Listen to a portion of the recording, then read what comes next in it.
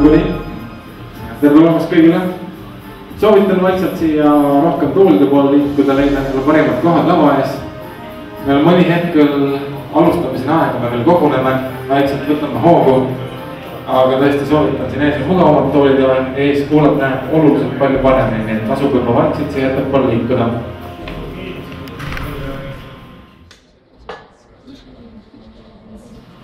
My name is Mihkel and I'm helping our team to get things going here.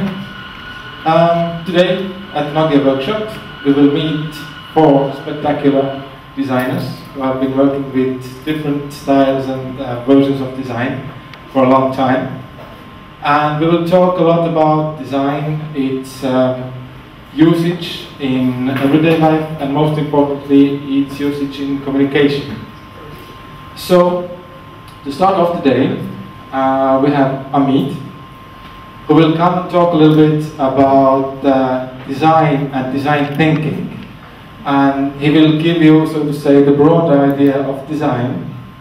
Then we will have from Nokia design team, Anton and Mika, who will talk a little bit about Nokia 9's birth process and the idea of different design elements behind it.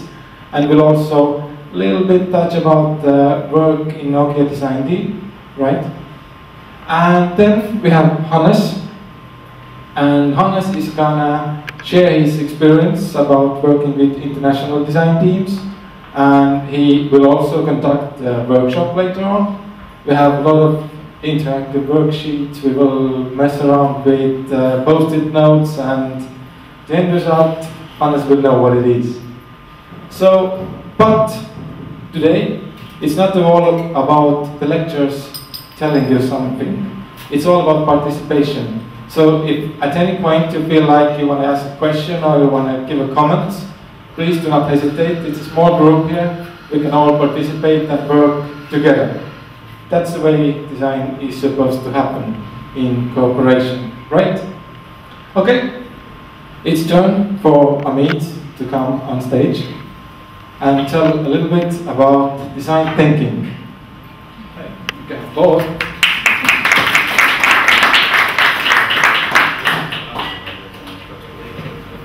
As you can see, the challenge for a designer was totally different 7 years ago.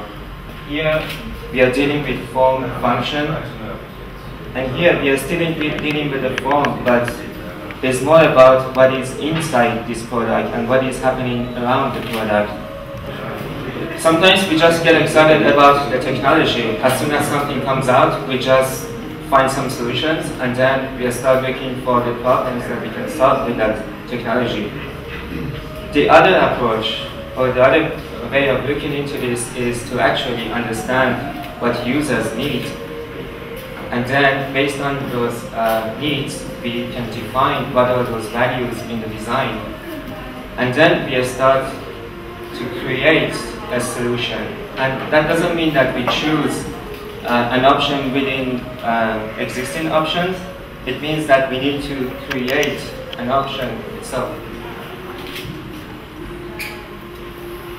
So interaction design is more about people than technology.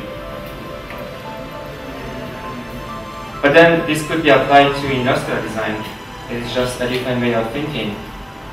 This could be also applied to fashion design, furniture design, graphic design, anything. In fact, we can even go further, and we have design thinking, which could be used everywhere in politics, sports, education, and it has been really popular recently. So I'm going to give you a short introduction about the design process. This is what we're going to do in the workshop, so it's good to kind of go through what a design process could be like. Design could be started by research, but the most important thing is to understand what is research. Research means to go out and observe the user. That's the most important thing in a design process. It means that we should go and talk to people, talk to the user. We don't sit at our desk, or we don't just Google things, you know. You have to get connected you have to connect to the user. You just have to go out, otherwise the research will be totally different. From that research, you get some insights, and then this is where you can actually synthesize the findings, and basically you get some insights that you can use later to define the framework for the design. For this framework, we could have many ideas, but it is good if we know exactly what our ideation could be about, what we want to do ideation around, you know. So we need to have some kind of framework somewhere in the middle of the design process. And that comes basically from our user research. Then we can start the ideation. You can see some changes. Here is becoming, you know, more intense. There's more happening here, then kind of converged here at this point. So when we come to ideation, we can have ideas based on the framework that we previously defined. Even more ideas, which is really good. We can have as many ideas as we can. And from those ideas, this is where we can define the principles, the design principles, or the values in the design. Then refinement. And that means we go into more details. We use scenarios, we visualize the stories. That helps us understand better the product, the service, the environment. We can do prototypes and do tests. Prototypes could be as simple as just a piece of paper. Or we can go further and do advanced prototypes, working prototypes. But the idea is that this refinement is like a back and forward process. We just don't go linear, it's just like changing.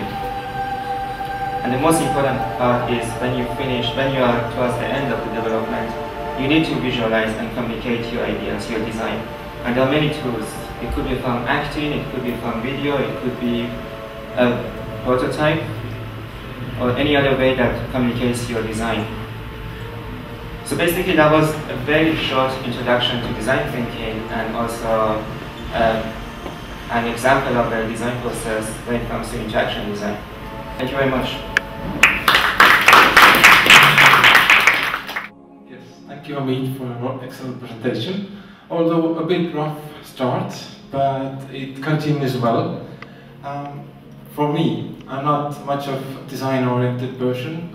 I did not know much about design and its principles before.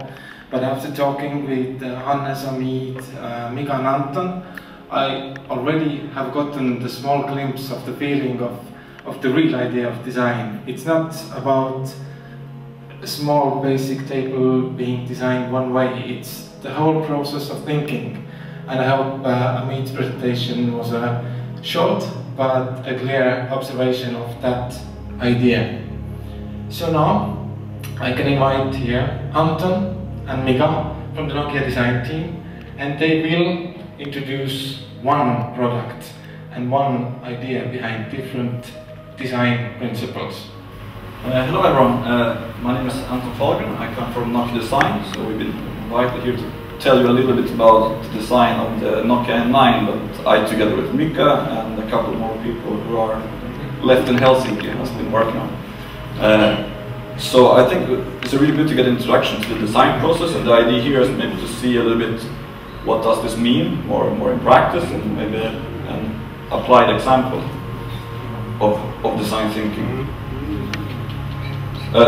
And the way we started with the development of this product is, I would say that there sometimes is a notion in business, and particularly with companies who works with fast-moving consumer goods, that if we only go out and ask people how they want us to do the things for them, they will like us. It's those that we feel that what this brand is standing for and what values they have is the same as what I have. You get a resonance between what you believe and what they believe, and that's how you build real trust. So with that notion, we thought it would be interesting to speak not so much about exactly what or how we did when we designed this, but more about why we did the certain things we do, so that there could be a better discussion about the underlying design principles of it. So The philosophy of Design is really simple, that when you design really complicated products and systems, simplicity becomes really important, because solving complicated problems is difficult. And if you can edit and reduce and simplify, you also have a much better chance of getting to a successful conclusion of your work. So I think it's John Mayer who said something like, simplicity is about subtracting the obvious and adding the meaningful, which I think is a really good quote about that. So then, where does it all start? So at the end of the day, a product is bought to be used, and once you have defined the parameters about how will this product be used, then you also know the rules of the design work. So industrial design, the way we believe, it's not a game of getting noticed through shape and colors, but it is really about optimizing the utility of a product.